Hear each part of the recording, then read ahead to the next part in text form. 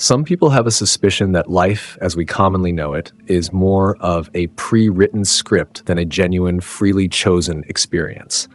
From birth, we learn certain beliefs and behaviors without realizing how powerfully they shape our thoughts, ambitions, and everyday actions. Consider how, even as children, we were introduced to repetitive routines and stories that taught us to think and act in specific ways. It was comforting back then, but as adults, we may find these mental templates difficult to break. An ordinary workday reveals glimpses of how automatic life can feel. You might drive to the office with little recollection of the route, share small talk without really hearing the words, then come home and eat a meal without noticing its flavors. One day bleeds into the next, a loop of predictable patterns where genuine awareness is rare. Some people suggest that most humans exist in a waking sleep, seldom pausing to investigate the hidden motives behind their own thoughts. The result is a life that moves forward mechanically, as if each action is on autopilot. Imagine all those times you've placed your phone somewhere but can't recall exactly where, or you've scrolled through digital feeds for so long that you lost track of time. These examples highlight how often our minds drift away, leaving us unaware of what we're doing. Living in this sort of trance might seem convenient, but it also keeps us from recognizing deeper truths about ourselves, about reality, and about the vast range of possibilities that lie just outside our normal routines. Some teachers have warned that society as a whole runs on this autopilot mode to maintain stability and control. After all, when people behave predictably, it's easier to steer them. Markets can anticipate our shopping habits, political systems can manage our expectations, and entire institutions can depend on our unconscious loyalty to the status quo. Consider how advertisers exploit our unexamined desires, or how entertainment channels feed us endless content that pacifies rather than awakens. The less we question, the more comfortable we may feel, even if that comfort is a thin disguise for deeper disconnection.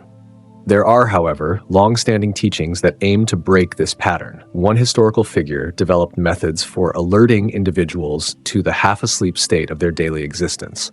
His ideas revolve around self-observation, the practice of consciously examining your thoughts, emotions, and bodily sensations in real time. Instead of letting your day pass in a haze, you train yourself to notice what's happening inside your mind. You might notice tension in your shoulders when you're stressed, or see how an old fear resurfaces whenever you face a specific challenge. This level of observation can lead to surprising realizations about how easily you get caught in automatic loops. Some evidence even points to scientific parallels. In physics, the observer effect implies that simply observing a particle can affect its behavior. While that phenomenon appears mostly in the realm of the very small, it hints that awareness has an active role in shaping outcomes. A person who learns to be present, to genuinely see their own internal processes, starts to shift the patterns that once controlled them. It's as if our thoughts and actions exist in multiple potentials until we focus on them, at which point they collapse into a conscious choice. In this sense, awareness is not passive, it's creative. Some older teachings also suggest that each person is composed of multiple subpersonalities or parts, all vying for control. One part may crave leisure and comfort, another might long for achievement and recognition, and yet another might prioritize approval from others. These fragments can conflict, leading to contradictory goals and feelings of being stuck. You plan to get up early and exercise, only to hit the snooze button because a different part of you values extra rest more than physical health. Your mind becomes a sort of committee meeting, with each voice pushing its agenda. The result can be paralysis or perpetual dissatisfaction. This inner fragmentation also links to what certain ancient thinkers described as the false personality, the set of traits we adopt to please the world around us or to protect ourselves from discomfort. As we advance through childhood, we accumulate beliefs about what is acceptable, what success should look like, and how we're expected to feel and behave. Over time, these beliefs harden into habits that might seem like us, but they often mask our genuine selves. It's the reason an adult might look in the mirror and sense a disconnect, a subtle feeling that the reflection doesn't match who they truly are inside. To move beyond this sense of artificial living, some people advocate non-identification, a method that teaches you to step back from thoughts and emotions rather than be carried away by them. For instance, instead of saying, "I am furious," you note, "There is fury arising in me." With practice, you see your reactions as passing states rather than unchangeable identities. Over time, you gain the freedom to choose how to respond rather than merely falling into your customary patterns. This method requires discipline but can produce profound shifts in one's life, opening a doorway to deliberate, considered actions instead of reflexive habits. Alongside self-observation and non-identification, certain movements or exercises have been developed to awaken the body, emotions, and mind simultaneously. In older systems, practitioners might engage in carefully choreographed postures or dances that demand unbroken concentration. Each gesture becomes an opportunity to sense the body's alignment, monitor one's emotional states, and maintain mental focus all at once. These movements function almost like a cosmic language, training you to unite your three distinct centers: the physical, emotional, and mental. The synergy is transformative, recalibrating how you process experience in everyday life. Some might wonder what the ultimate goal of these teachings is. Is it just about feeling better, or is there a larger perspective? One striking idea is that as individuals become more conscious, they not only change themselves, but also have a ripple effect on collective structures. Unconscious humans might reinforce power hierarchies and illusions without intending to, as their dormant state makes them easy to manage or exploit. On the other hand, a truly awake population could challenge manipulative systems, pressing for authentic communication, sustainable ways of living, and honest governance. It's thus possible that certain institutions prefer to maintain ignorance, seeing it as easier to steer half-awake crowds than fully conscious communities. The possibility that a sleeping humanity could be used by larger cosmic forces is another intriguing notion. In some older traditions, there's the concept that unconscious suffering feeds energies beyond our everyday perception. While this concept can seem far-fetched, it echoes the idea that unawareness can contribute to patterns of stagnation on both a human and a bigger, possibly universal level. The important takeaway for practical life is that by becoming mindful, you cease to nourish the negative loops that hold you down. You transform yourself into a beacon of clarity.